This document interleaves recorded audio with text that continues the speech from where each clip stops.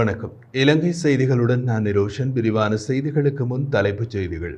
இளைஞர்கள் பிரதிநிதித்துவத்தை அதிகரிப்பது குறித்து வேட்புமனு கூட்டத்தில் தீர்மானிக்கப்பட்டுள்ளதாக ஐக்கிய மக்கள் சக்தியின் பொதுச் செயலாளர் தெரிவிப்பு. ரணில் அரசில் ஆரம்பிக்கப்பட்ட காணி உறுதிப்பத்திரங்களை வழங்கும் வேலை திட்டம் தொடர்ந்து முன்னெடுக்கப்படும். காணி அபிவிருத்தி திணைக்களம் அறிவிப்பு. ஜனாதிபதி அனுருகுமார் திசாநாயக்கவின் தாயாரின் வீட்டுக்கு போலீஸ் பாதுகாப்பு வழங்கப்பட்டுள்ளதாக குற்றச்சாட்டு. சட்டவிரோதமாக சொகுசு வாகனங்களை இறக்குமதி செய்து நஷ்டத்தை ஏற்படுத்தியவர்களை உடனடியாக கைது செய்யுமாறு உத்தரவு. தொடர்வது விரிவான செய்திகள். நாடாளுமன்ற தேர்தலில் போட்டியிடுவதற்காக இளைஞர்கள் பிரதிநிதித்துவத்தை அதிகரிப்பது குறித்து வேட்புமனு கூட்டத்தில் தீர்மானிக்கப்பட்டுள்ளதாக ஐக்கிய மக்கள் சக்தியின் பொதுச் செயலாளர் ரஞ்சித் மத்துமபண்டார தெரிவித்தார். ஐக்கிய மக்கள் கூட்டணி சார்பில் தேர்தலுக்கு வேட்புமனுக்களை ஏற்றுக்கொள்ளும் போது பெண்கள் மற்றும் இளைஞர்களுக்கு அதிக வாய்ப்புகளை வழங்க கட்சி தீர்மானித்துள்ளதாகவும் அவர் தெரிவித்தார். இளைஞர்களின் தலைமைத்துவத்தை கட்டியெழுப்புவது கட்சி உறுப்பினர்களின் கருத்தாக உள்ளதால் அந்த யோசனையை செவிமடுத்து இந்த தீர்மானத்தை மேற்கொண்டுள்ளனர்.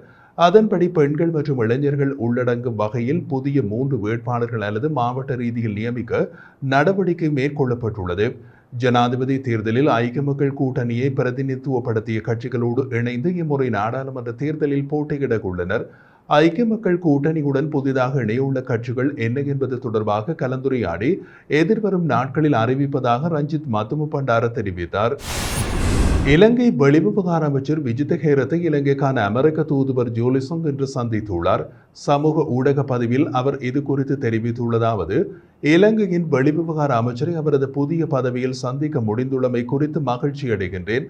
அமெரிக்க இலங்கை கூட்டாண்மையை வலுப்படுத்துவதற்கும் பாதுகாப்பு, வர்த்தகம், மனித உரிமைகளை உறுதி செய்தல் போன்ற பகிரப்பட்ட முன்னுரிமைகளில் இணைந்து செயற்படுவதற்கும் எதிர்பார்த்துள்ளோம். தேசிய ஐக்கியம், நீதி மற்றும் வெளிப்படைத்தன்மை மிக்க ஆட்சி ஆகியவற்றில் இலங்கையின் முன்னேற்றத்திற்கு உதவுவது குறித்தும் அமெரிக்கா தொடர்ந்தும் அர்ப்பணிப்புடன் உள்ளது என்று குறிப்பிடப்பட்டுள்ளது. முன்னாள் ஜனாதிபதி ரணில் விக்ரமசிங்கவின் அரசாங்கத்தில் ஆரம்பிக்கப்பட்ட காணி உறுதிப்பத்திரங்களை வழங்கும் வேலை திட்டம் தொடர்ந்து முன்னெடுக்கப்படும் என காணி அபிவிருத்தி திணைக்களம் தெரிவித்துள்ளது. இதுவரை காணி உறுதிப்பத்திரங்களை பெறாதவர்கள் தொடர்ந்து விண்ணப்பிக்கலாம். பெறப்பட்ட விண்ணப்பங்களின்படி இதுவரை 20,000 காணி உறுதிப்பத்திரங்கள் வழங்கப்பட்டுள்ளது. இதுவரை 1,10,000 விண்ணப்பங்கள் கிடைக்கப்பெற்றுள்ளதாக காணி அபிவிருத்தி திணைக்களம் மேலும் தெரிவித்துள்ளது. 20 லட்சம் பேருக்கு காணி உறுதிப்பத்திரங்களை வழங்கும் வேலை திட்டம் இந்த ஆண்டின் ஆரம்பத்தில் ரணில் விக்ரமசிங்கவால் ஆரம்பிக்கப்பட்டிருந்தமை குறிப்பிடத்தக்கது. ஜனாதிபதி அனுருகுமார் திசாநாயக்கவின் தாயாரின் வீட்டுக்கு போலீஸ் பாதுகாப்பு வழங்கப்பட்டதாக குற்றம் சுமத்தப்பட்டுள்ளது. அனுராதபுரத்தில் ஊடகங்களுக்கு கருத்து வெளியிட்ட போது ஜனாதிபதியின் தாயார் வசித்த வீட்டுக்கு போலீஸ் பாதுகாப்பு வழங்கப்பட்டுள்ளதாக முன்னாள் நாடாளுமன்ற உறுப்பினர் KPS குமாரஸ்ரீ தெரிவித்துள்ளார். இந்த வீடு தற்பொழுது மூடப்பட்டுள்ள போதிலும் போலீஸ் பாதுகாப்பு வழங்கப்பட்டுள்ளது. முன்னாள் நாடாளுமன்ற உறுப்பினர்களின் பாதுகாப்பை நீக்குதல், காலிமுகத்திடலில் வாகனங்களை காட்சிப்படுத்தல் ஆகியன அரசியல் கண்காட்சி நடவடிக்கை என்றும் சுட்டிக்காட்டியுள்ளார். தமக்கு அரசியல் ரீதியாக அவரிடமிருந்தும் அச்சுறுத்தல்கள் இல்லாத போதும் அநேகமான நாடாளுமன்ற உறுப்பினர்களுக்கு அச்சுறுத்தல் காணப்படுவதாக அவர் சுட்டிக்காட்டியுள்ளார். அவர்களுக்கு பாதுகாப்பு வழங்குவது அரசாங்கத்தின் கடமை எனவும் ஏதேனும் ஆபத்து ஏற்பட்டால் அதற்கான பொறுப்பினை அரசாங்கம் ஏற்றுக்கொள்ள வேண்டும் என்றும் அவர் தெரிவித்துள்ளார். முன்னாள் அமைச்சர்கள் மற்றும் ராஜாங்க அமைச்சர்கள் 50 பேரினுள் 3 பேர் மாத்திரமே அரசாங்க பங்களாக்களை மீள ஒப்படைத்துள்ளதாக பொது நிர்வாகம், நீதிமன்றம், மாகாண சபைகள், உள்ளூராட்சி மற்றும் தொழிலாளர் அமைச்சின் உள்ளக தகவல்கள் கூறுவதாக சிங்கள நாளிதழ் ஒன்று செய்தி வெளியிட்டுள்ளது.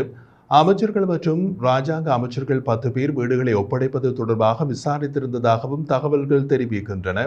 முன்னாள் அமைச்சர்கள் மற்றும் ராஜாங்க அமைச்சர்களுக்கு வழங்கப்பட்டிருந்த அரசாங்க பங்களாக்களின் எண்ணிக்கை 50 ஆகும். அனைத்து அரசாங்க பங்களாக்களையும் மீள ஒப்படைக்குமாறு பொது நிர்வாகம், நீதிமன்றம், மாகாண சபைகள், உள்ளூராட்சி மன்றம் மற்றும் தொழிலாளர் அமைச்சுக்களுக்கு அண்மைய தினங்களில் அறிவிக்கப்பட்டிருந்தது. மேலும் இவ்வாறு பங்களாக்களை மீள ஒப்படைக்காத முன்னாள் அமைச்சர்கள் தொடர்பாக வரும் நாட்களில் சட்ட நடவடிக்கை மேற்கொள்ளப்படும் என்றும் தெரிவிக்கப்பட்டுள்ளது.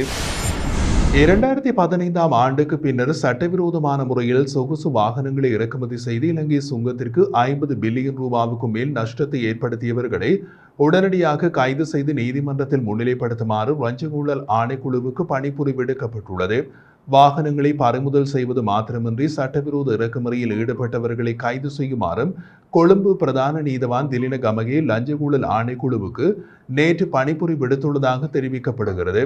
சட்டவிரோதமான முறையில் இறக்குமதி செய்யப்பட்ட 200 வாகனங்களில் 20 வாகனங்கள் மாத்திரமே பெற்றுக் கொள்ளப்பட்டதாக லஞ்ச ஊழல் ஆணைக்குழு முன்வைத்த உண்மைகளை ஆராய்ந்ததன் பின்னர் நீதிபதி இந்த உத்தரவை பிறப்பித்துள்ளார். இதன்போது 60 மில்லியன் ரூபாய் பெறுமதியான மிட்சுபிஷி ஜீப் ஒன்றும் லஞ்ச ஊழல் ஆணைக்குழு அதிகாரிகளால் நீதிமன்றத்தில் நேற்று முன்னிலைப்படுத்தப்பட்டுள்ளது. வாகனத்தை அரசாங்கத்திடம் ஒப்படைக்குமாறு கடந்த செப்டம்பர் மாதம் 18ஆம் தேதி வாகனத்தின் உரிமையாளர்களுக்கு நீதித்துறை அறிவுறுத்தியிருந்த போதிலும் அவர் வாகனத்தை மறைத்து வைத்துள்ளதாக நீதிமன்றத்தில் தெரிவிக்கப்பட்டுள்ளது.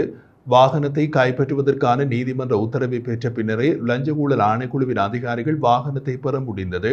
உண்மைகளை கருத்தில் கொண்டு கொழும்பு பிரதான நீதிவான் அரசாங்கத்திற்கு நஷ்டத்தை ஏற்படுத்துபவர்களை கைது செய்து லஞ்ச ஊழல் ஆணைக்குழுவில் பொறுப்பாகும் என்றும் சுட்டிக்காட்டியதோடு அவ்வாறான நபர்களை உடனடியாக கைது செய்யுமாறும் பணிப்புரை விடுத்தார்.